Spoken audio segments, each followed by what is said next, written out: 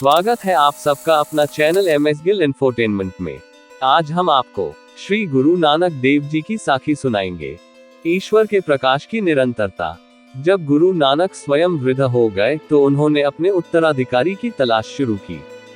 उनका मुख्य उद्देश्य ऐसा व्यक्ति खोजना था जो उनके मिशन को आगे बढ़ा सके। उन्हें लगा कि उनके दोनों बेटे उनकी उम्मीदों पर खरे नहीं उतर रहे। यह उनके जीवन की सबसे बड़ी परीक्षा थी। उनके बेटे भी गुरु बनना चाहते थे। उनके सबसे बड़े बेटे बाबा श्री चंद ने कभी शादी नहीं की और एक तपस्वी का जीवन जिया। लेकिन गुरु को उनका जीवन जीने का तरीका पसंद नहीं था। उन्होंने एक गृहस्थ के रूप में रहना पसंद किया। उन्होंने अपने दो शिष्यों में से एक को चुना, एक भाई बुढ़ा और दूसरा भाई लहना। एक दिन जब गुरु ने भाई बुढ़ा को अपनी पसंद के बारे में बताया, उन्होंने कहा, मेरे प्रभु, मैं गुरु का एक विनम्र सेवक हूँ। मैं गुरु का कर्तव्य नहीं निभा सकता। मुझे अपनी सेवा से सम्मानित करें। गुरु नानक ने उन्हें आशीर्वाद दिया कि भविष्य में उनके या उनके परिवार के सदस्यों की स्वीकृति से सच्चे गुरु की स्थापना की जाएगी। तब गुरु नानक ने भाई लहना को गुरु बनाने का मन बनाया। उन्होंने लहना को अंगद, अपने शरीर का अंग कहकर संबोधित किया। तब गुरु ने 5 तांबे के सिक्के लाए और अंगद के सामने रख दिए। उन्होंने उनके चरणों में सिर झुकाया। तब गुरु नानक ने अपने मिशन की निरंतरता बनाए रखने के लिए अपना प्रकाश अंगद को प्रदान किया। फिर उन्होंने भाई बुढ़ा से गुरु अंगद देव के माथे पर तिलक लगाने को कहा।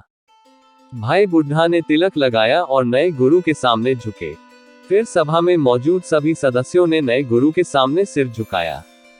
संगत को प्रसाद वितरित करने के बाद गुरु नानक ने गुरु अंगद को अपने गांव संघर में वापस जाने की सलाह दी। गुरु अंगद ने आज्ञा का पालन किया और अपने गांव चले गए। हालांकि उन्होंने सिखों की देखरेख संभाली थी, लेकिन वे खुश नहीं थे।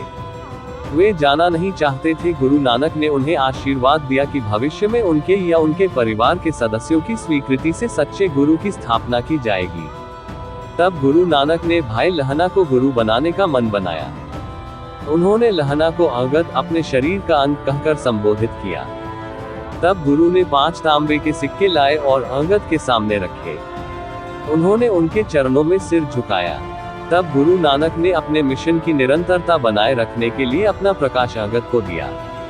फिर उन्होंने भाई बुढ़ा से गुरु अंगद देव के माथे पर तिलक लगाने को कहा। भाई बुढ़ा ने तिलक लगाया और नए गुरु के सामने झुके। फिर सभा में मौजूद सभी सदस्यों ने नए गुरु के सामने सिर झुकाया। संगत को प्रसाद वितरित करने के बाद गुरु नानक ने गुरु अंगद को अपने गांव संघर में वापस जाने की सलाह दी। गुरु अंगद ने आज्ञा मानी और अपने गांव चले गए। हालांकि उन्होंने सिखों की देखरेख संभाली थी, लेकिन वे खुश नहीं थे। वे जाना नहीं चाहते थे गुरु नानक से दूर। प्रस्थान करते समय गुरु नानक ने उन्हें एक पुस्तक दी जिसमें उनके भजन लिखे थे। उन्होंने उन्हें 3 महत्वपूर्ण सिद्धांतों को ध्यान में रखने की सलाह भी दी। पहला, न तो हिंदू है और न ही मुसलमान। दूसरा, हमें ईमानदारी से जीवन जीना चाहिए और मेहनत का फल बांटना चाहिए। तीसरा, हमें हमेशा भगवान को याद रखना चाहिए और पारिवारिक जीवन को एक तपस्वी के जीवन से बेहतर समझना चाहिए।